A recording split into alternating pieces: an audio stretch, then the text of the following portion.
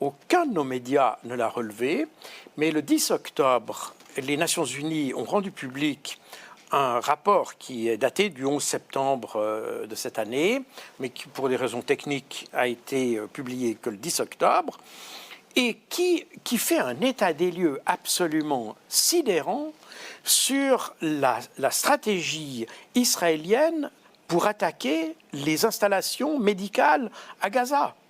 Il dénombre près de 500 attaques dirigées directement contre des installations médicales, des hôpitaux, des antennes médicales, chirurgicales, etc.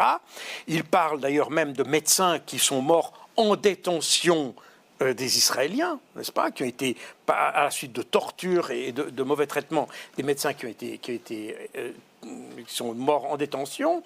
On parle de près de 800 membres du personnel médical de Gaza qui a été tué dans les différentes attaques.